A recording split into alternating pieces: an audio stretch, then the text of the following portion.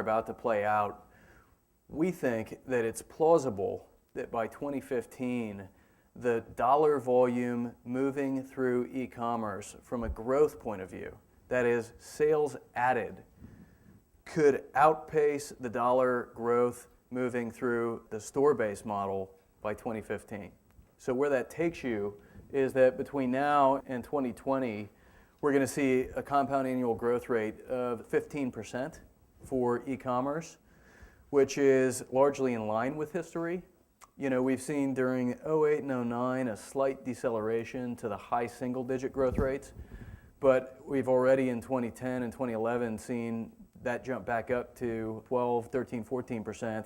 And just based on the rapid acceleration of device adoption and the fact that these younger consumers are about to enter their heavy consumption life stage, we foresee that number going up. And you can see that by 2020 then, e-commerce represents 20 or 21% of all retail. That purely digital trip is 21%.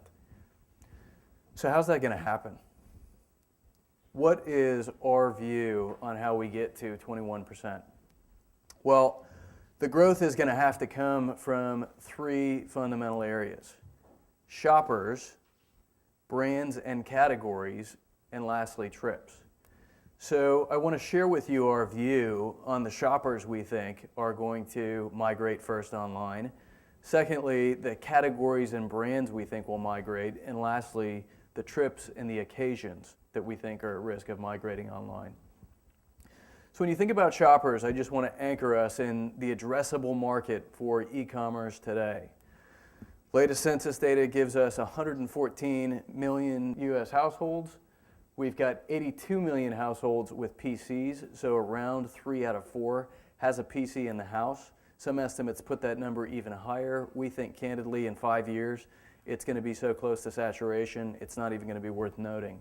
Most of those households that have a PC and internet connectivity are researching products online before they go into the store. I'm not saying here that we're already at 65% of trips are digitally influenced. We are saying that 65% of the population with the ability to manage a trip digitally are. I think that 42 million smartphone owners is even higher. People are replacing their phones every 18 months, and around 45 or 50% of the phones being sold today are smartphones. So that number is turning over incredibly quickly. It'll be greater than 50% within a year. It could be greater than 60% within 18 months. My number for how many households buy groceries online is around 8%. And then this whole question of mobile commerce, how many people are actually buying through their handheld device. There's a higher number for digital content, ringtones, games, apps, but for physical goods, for non-digital goods, it's a pretty low percentage today. It's 4%. So the question really is, where is this going to move? And there's some good data that came out from Pew recently that just underscores that online shopping is a multi-generational phenomenon. A lot of people assume that e-commerce is fundamentally about the young and the affluent, and on some level they're right. The two best predictors of whether somebody's going to shop online are number one, income, and number two, age.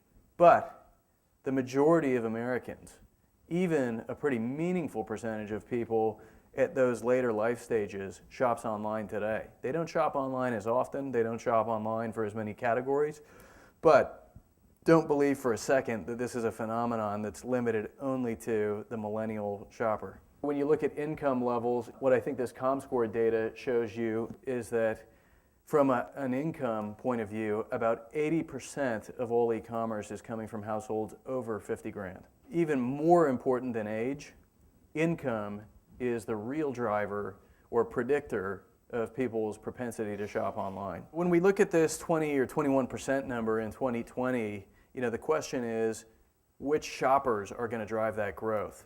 And the analysis that we've done shows you what percentage of total retail that under 35 shopper accounts for today. It's under 5%. Our analysis puts it at about 3%, but they're buying about 16% of what they buy today online. So their contribution to total e-commerce today is around $10 billion, which leaves us another $118 billion coming from that last generation of heavy shoppers.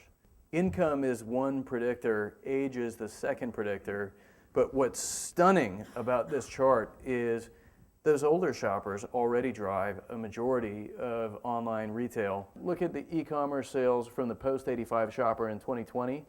It's going from 9 billion to 107 billion.